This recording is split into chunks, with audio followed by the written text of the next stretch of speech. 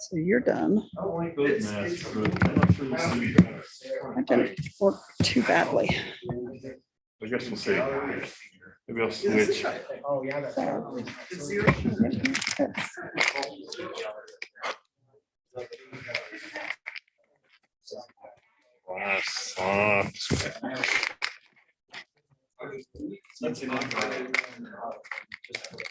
Everybody's still coming, right? Yes, Do we know? Jake and Tom are both online right Ah, now. okay, good. They're both online.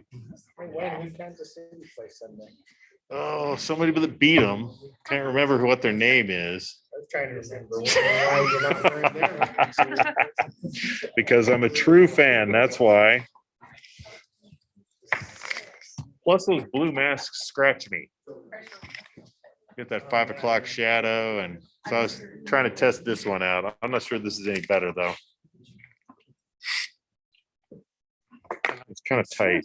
I can't remember who Kansas City played. It was the I Bills. watched it. It was Yeah. who? The Bills. Oh, Oh, yeah, yeah, Buffalo. that's right. Buffalo handled them. Carlo to LA. Ugh. Yep.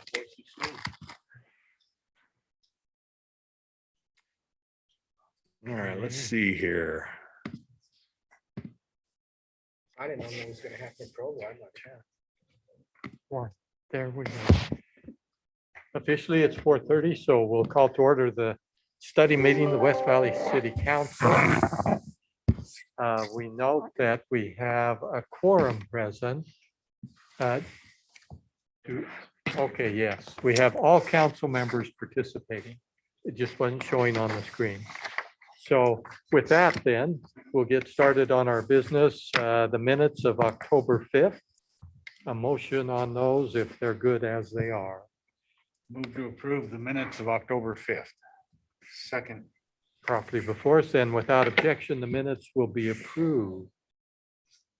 Hearing no objection, that's unanimous.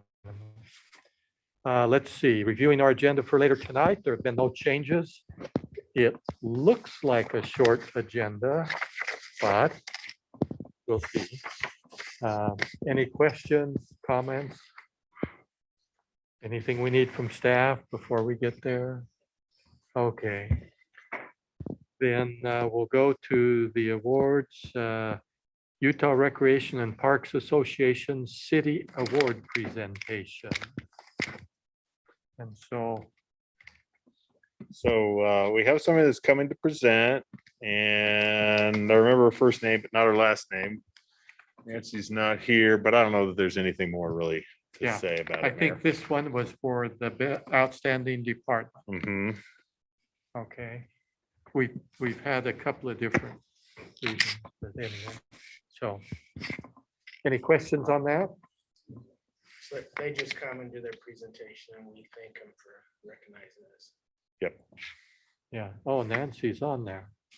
Does she have anything she wants to add? Nancy, do you have anything you want to add? Yes, it's basically the executive director of URPA that will be coming, Leanne Powell. And that's exactly right. She will be doing that.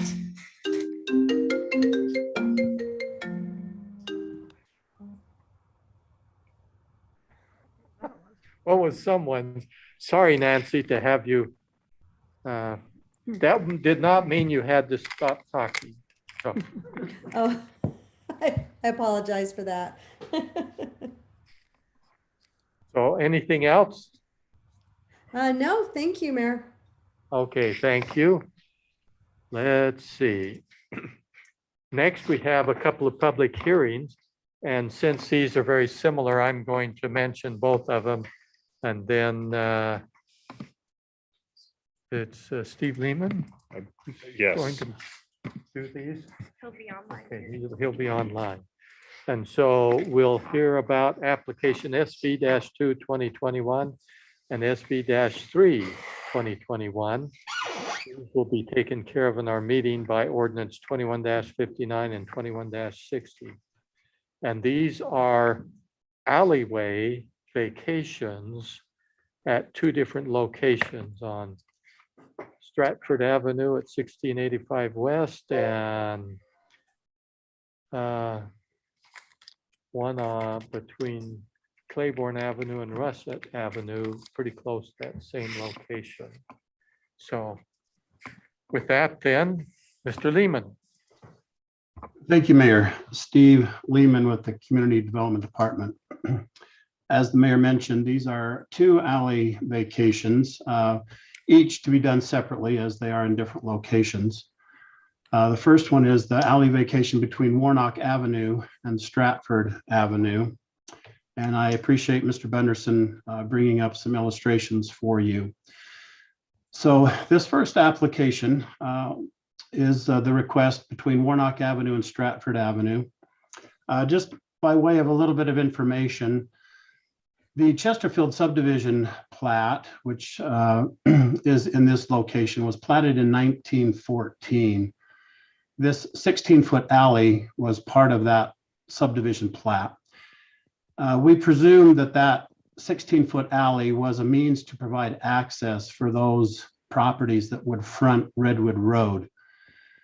Although over the years, and even before West Valley Cities Incorporation, many of these alleyways have been vacated over the years. The last 2 are being requested from our engineering division to be vacated as well. They just haven't served the purpose that we believe they were anticipated to serve. So this is the first location. If I could get Eric to get to the next slide. So the next illustration is the 16-foot alley. You've got the Apostolic Church to the right, which is the larger building. You've got an existing single-family home on the larger 0.85 piece of property. And then you've got another existing home that has the brown roof located on Warnock Avenue.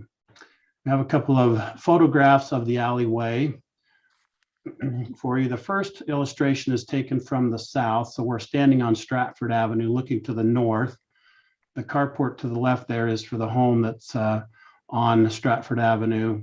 As you can see, the location of where the alley would be, these have never been formally improved or used by the general public. And so these, as the mayor mentioned, we have 2 of them on the agenda for tonight. Study session. City Engineering Division is requesting that we just vacate both of these. Therefore, all of those alleys on Redwood Road or adjacent to Redwood Road would be vacated. The one thing I want to point out on this illustration as well, you'll see a little grate on the north side of Stratford Avenue. That is actually a storm drain box. In this particular alley, the city does have a storm drain line. Therefore, in the ordinance, we are proposing a reservation of easement for the city to maintain that storm drain line.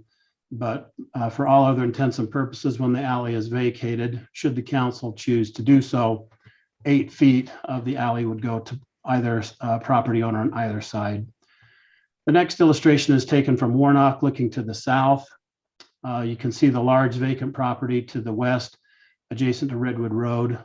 And then you've got the property where the truck is located is the Sanchez family. While we're on this particular illustration, I just want to make the council aware that there has been a little bit of a dispute between Mr. Hicks, who owns the vacant property, and the Sanchez family for parking vehicles in the alleyway, so on and so forth.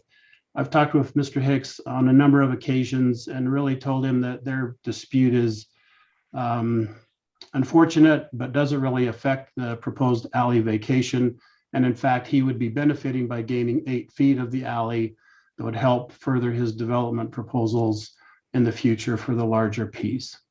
So in summary on this application, request to vacate the alley between Warnock Avenue and Stratford Avenue. Okay. You can just go to the next one if you want, unless someone has a question. No question. Okay, this next application, very similar. The location of this one, though, is between Claiborne Avenue and Russet Avenue. This is further down the south of the properties that we were just looking at. Very similar situation. In this case, there are 2 existing single-family homes to the east and vacant property to the west. If I can get Eric to go to the next slide. This property also is undeveloped, but does have 2 single-family homes adjacent. And then we did take a couple of photographs on this one as well. The first photograph is looking to the south. You can see that the large property adjacent to Redwood Road is undeveloped, and the alley has also not been improved in this location either. And the next slide is looking back to the north. So those 2 single-family homes, the reddish colored home and the tan or the white colored home, will gain 8 feet, and the commercial property owner to the west or the left side of the screen would pick up an additional 8 feet as well. Also should point out that if the landowners there don't want that additional 8 feet, they certainly could negotiate a transaction with the property owner of the commercial piece to deed that over or purchase that or whatever they decide to do. And that is our report. Any questions, comments? Sure, go ahead. Steve, on these properties, I assume that the property owners are given notice before the planning commission meeting? That is correct. We do notice the property owners for the planning commission meeting, as well as anyone within 300 feet of the property. And I'm curious, what happens to their property description? They end up with 2 parcels now, an 8-foot parcel and their original parcel, or is it added to their parcel, or how is that done through the county? So what the county will do is they will add the 8-foot to their property, but you're correct. They will end up with 2 separate tax descriptions. They can do a consolidation deed, and we have helped people do that over the years so that they end up just with 1 legal description. And the last comment and question, the only alleys I know of in the city are those that we vacate. I mean, how many alleys do we have? Or do we have any alleys that are actually used as alleys? These are a little bit different because they're of the width. They're 16 feet in width. So these alleys are actually larger and were dedicated. And that's the difference here, is they were actually dedicated to the city for use as for the public. Once again, we believe to access or properties that might front Redwood Road. In other situations, we do have little alleys or walkways, as you know, the school walkways or walkways to a church, much smaller, but we're also platted that way. And you're right, we have vacated a number of these over the years, but the alleyways that are on the east side of Redwood Road at this location are pretty unique and specific to this size and purpose. And did you say these are the last 2? Yes, everything else on the east side of Redwood Road have already been vacated either by Salt Lake County or West Valley City. Okay, thank you. Steve, Yes, go ahead. Steve, Yes. I think comment, not no question, but comment. Mr. Hicks, he called me, he complained about this situation as well. And he told me about the dispute between him and also the property owner adjacent to him too. They're getting heated. Yeah, the only comment I think I would have on that is that they just have some issues between the 2 of them. Mr. Sanchez's family has parked vehicles in the alley, which Right. probably over the years, many people have done that up and down these 16-foot alleyways. Both Steve Pastrick and myself have discussed various options with Mr. Hicks for developing his property. The 8 feet certainly would help in any kind of development scenario, but he does have a number of options that he can use to develop the property. And I do think that the vacation of the alley, which I don't think he is opposed to, because I do think it will help resolve and sort of solidify the boundary between his property now and Mr. Sanchez. He can fence that off, and maybe that sort of settles their dispute. Good.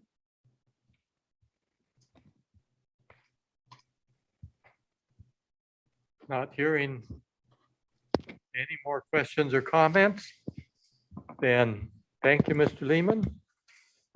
And we'll go on to our resolution 21-179. the proposal to adopt our 2021 annual report on the moderate income housing plan. And Mr. Patrick is going to discuss that with us. Thank you, Mayor. So 2 years ago, the city adopted our moderate income housing plan. It's a plan that the state requires that we have. And we're also required to provide to the state every year a report on our plan. And so in compliance with state law, we're forwarding this report to the council for your consideration. And basically, the report just follows the requirements in state law. So you can see in that first page of the report, we're required to address 4 things. So it's the need for additional moderate income housing in the next 5 years, a description of our progress made since the last report, how we've used the housing set aside from redevelopment areas, and then finally, how we're implementing the recommendations that are in state code. And so the report just goes through those 4 topics and addresses each of those.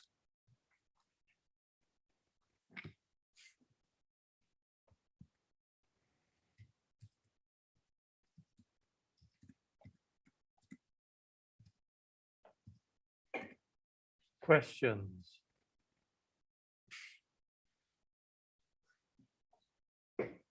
I would just add that just overall, when you look at the percentage of moderate income households in the county versus the amount of housing we have that's affordable to moderate income households, we're definitely doing our share in terms of providing moderate income housing. So, It looks like we're at almost 70%. The county is about 40%.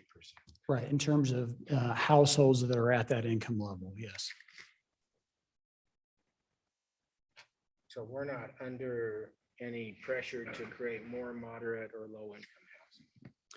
Based on this report, I would say no.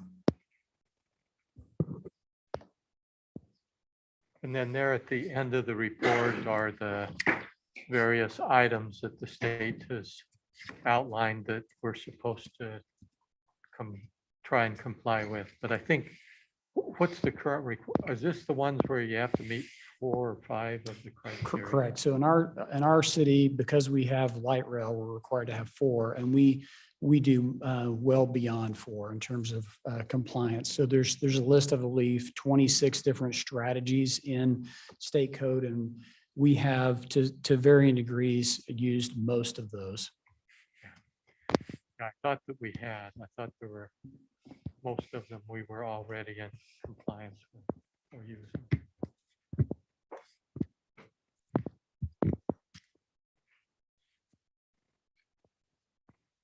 Everyone's awfully quiet. So I guess there's no more question. Oh, boy, you did a great job. Well, thank you. I A big tried. complex report, and it's great. First great job was getting it down to 7 pages. Yeah, that is true. That is true. Okay, let's see. The next are consent agenda items. Next week are resolutions 21-180, 181, 182. The first one is a sidewalk easement. The second one is a storm drain easement. And the third one is the traditional 4700 South project with a real estate purchase, warranty deed, perpetual easement, temporary construction easement on Woodgrove Drive. You see the addresses on the others. Do you have any questions? A couple of those are a little different than the normal ones we run through here, but not unusual. We've done other of these over the years.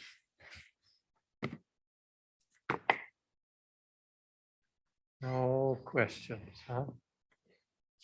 All right. Then you're off the hook.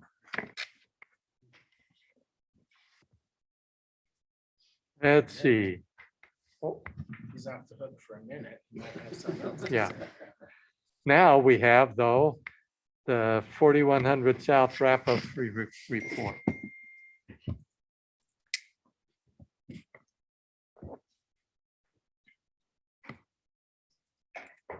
Of course, the consent agenda items usually go through pretty easily.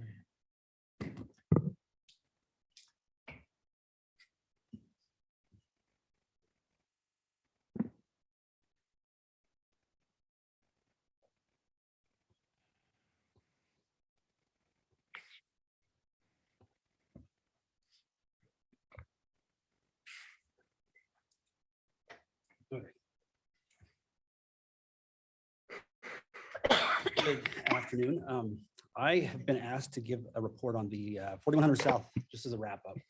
So you may have heard about this project. 4100 South is a major road here in West Valley City. Carries, nope, just a second.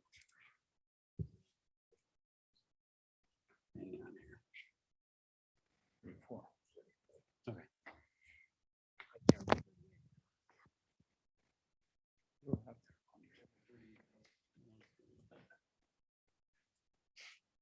Okay.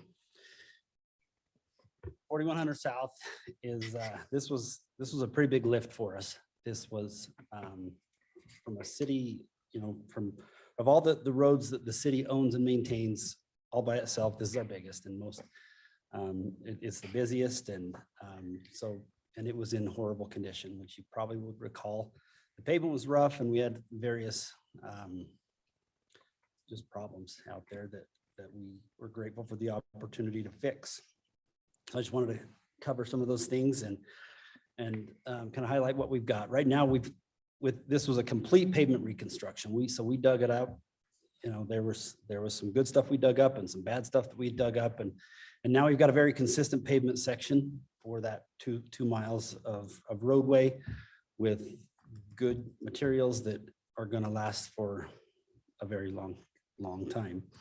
And certainly the pavement will need to be maintained periodically, but that's it. We have a very sustainable situation out there now with the pavement. And we also widened, we restored the 3rd through lane through the 40th West intersection and new storm drain trunk line. We worked with Granger Hunter on water lines, traffic signals. We've done some upgrades and sidewalks. So we're gonna go through some of these things, give you a little bit of background, remind you of how we got here. In 2014, we started with Wasatch Front Regional Council applying for some funds to reconstruct a piece. And then in 2015, we did the same thing. In 2016, again, and got this segment from Bangerter Highway to 5460 West, funded through the Surface Transportation Program, a federally funded program that funds various types of transportation projects. And this reconstruction / widening, minor widening certainly fit the criteria for that. And so we started out with about $11 million in federal funds, and these things grow. And the original city matching funds were estimated to be about $800,000. And then Granger Hunter pitched in $4 million plus for their water lines. And then the city needed to come up with almost $10 million in other transportation funds to fund this $26 million project, all in all. So some of the things that we've got now, before the project began, Dominion Energy came in, right? We worked with them and they came in before the major reconstruction, replaced 50-year-old gas lines. And Ranger Hunter installed about 3.5 miles of new pipe that, they had some consistent breaks and problems in that road. And then we worked with certain utility companies to get certain overhead utilities buried to improve the aesthetics of the corridor. The storm drain, we funded a good portion of this was funded through the stormwater utility, but we extended the storm drain trunk line that was in the middle of 4100 South and ended at 4400 West. We extended that all the way to 5600 West.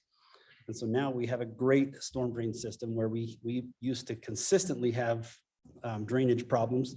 This is a picture from 4400 West where in heavy storms, we'd blow manholes and then we'd send a ton of water down these side streets down 50, 200 West and 4800 West and 44 and 40th.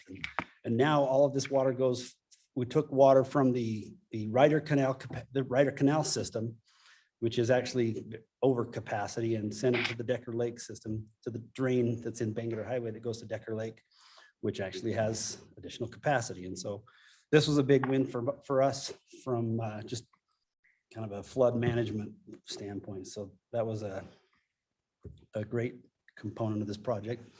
Another little win is the Holder Drive detention basin. So at Holder Drive, we have a before and after picture here of the hideousness of this kind of just, you know, nasty chain link fence and nasty weeds and just a hard to maintain piece of property that served a flood control purpose, but was really tough to look at. And Russ Willardson he made this a priority to make sure that, you know, these civil engineers look at some of this stuff like this. And so this, to his credit, is definitely an improvement. And this is something that we'll work with the Parks Department to maintain the green stuff, but we'll keep the weeds out of it and keep that looking sharp.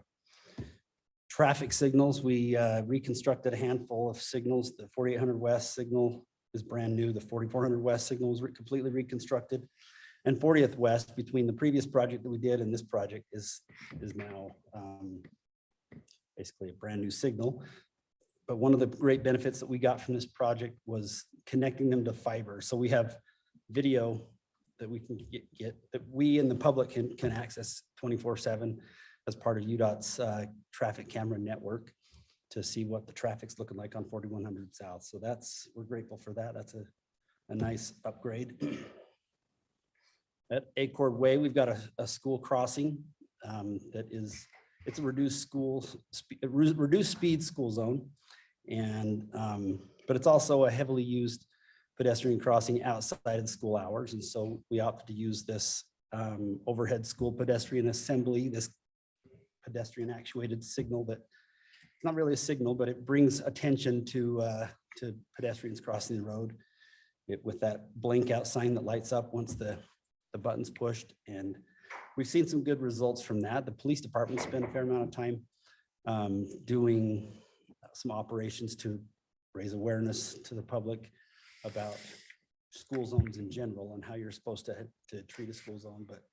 But I've heard reports from the police department that while not everybody respects the pedestrians crossing the roads, and that's kind of an ongoing problem, but this is certainly a good addition and a good tool in our arsenal to combat some of these safety problems.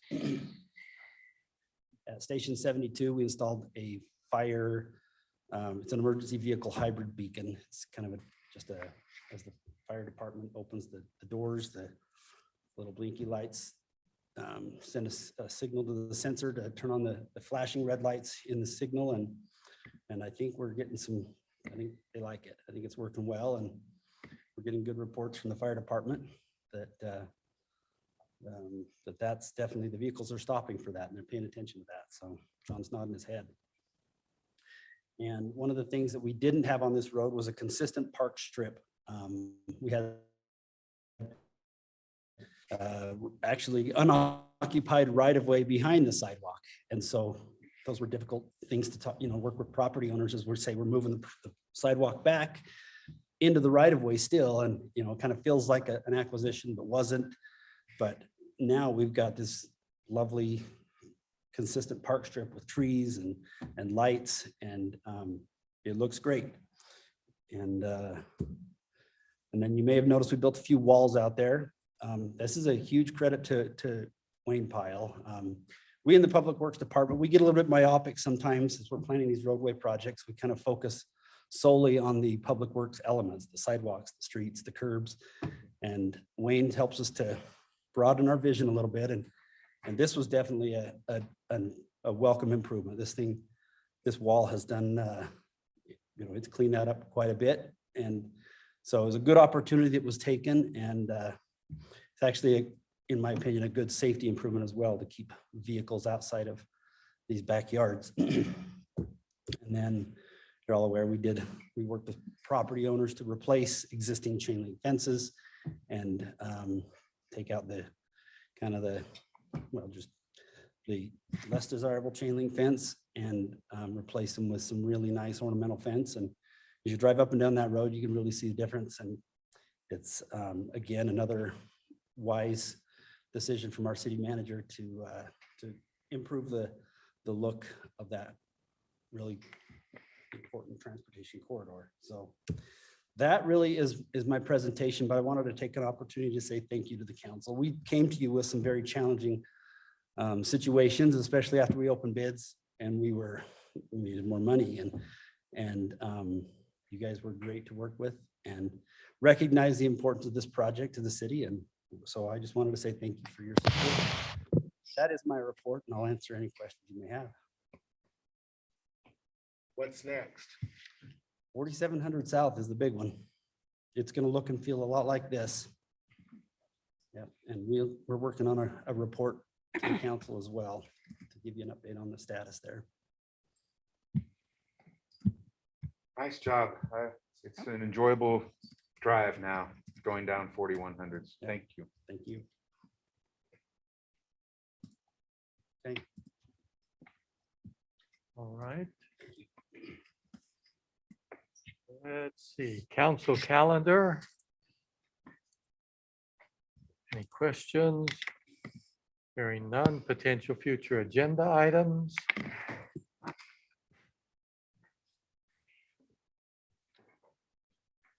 Hearing none, council reports. Sean? Just a couple of things. Today, Mayor and I think Karen, were you there? I was not. Okay. They welcomed you anyway. I know. I was supposed to be. Attended the Hexel groundbreaking for their research and development building, and well attended. I let the mayor go out in the rain and use the shovel since I had some surgery yesterday and I didn't feel like shoveling dirt. So, but then got home from that and went to attended the Association of Municipal Councils. And they had an update from the league, Utah League of Cities and Towns, the preview of the legislature. And as I listened to it, it sounded about like every other preview for the last 10 years. They're going to be looking for affordable housing. They're going to be trying to take away our zoning ability. And they're probably going to look at water rights again. And that's what they've done for the last 10 years. And so it sounded like a repeat coming up. So, but Well, speaking of repeat, you know that's almost the same issues that were done at the time of statehood. well, yeah. I mean, you know, why change? 10 years, 100 years. They did suggest that we keep close contact with our legislators within the city to let them know how what they're doing up there affects the city they're living in. And hopefully they'll be able to see a little more light at the end of the tunnel this time. So that's my report. Okay, any others? Now, some of you attended the 7-Eleven groundbreaking. It was nice. It's a nice big store. Unique. It's got a beer cave. Had to remember what the proper term was, but it's a nice big store and I think it'll do really well there. Yeah. I didn't attend the ground or the dedication or whatever, ribbon cutting. Yeah. But I stopped by later when I was able to visit with them, and the proprietor was there. Yep. Jones 3. Yes, the one down on 35th and Redwood, Uh-huh. one in Magna, and then this one. Yeah. And the one in Magna is actually the one her mom used to manage when she was just little. Yeah.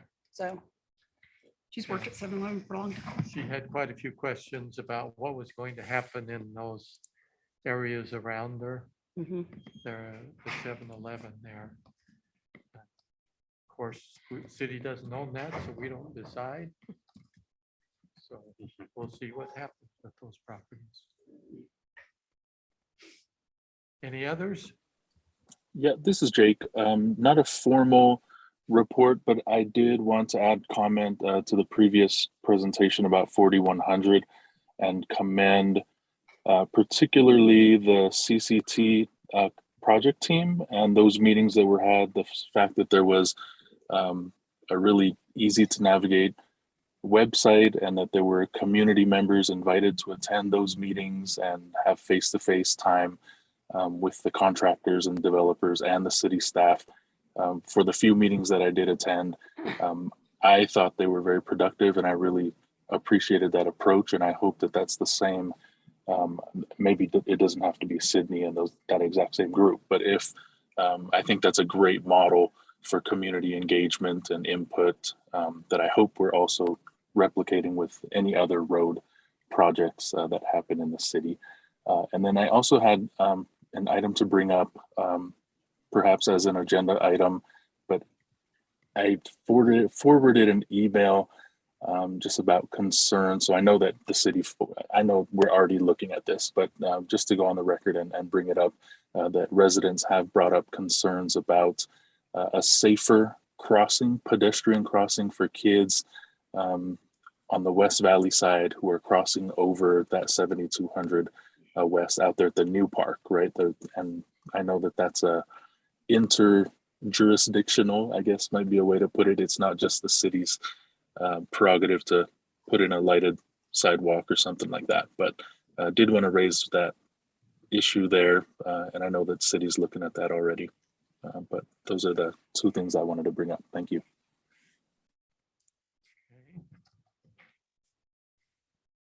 Any more?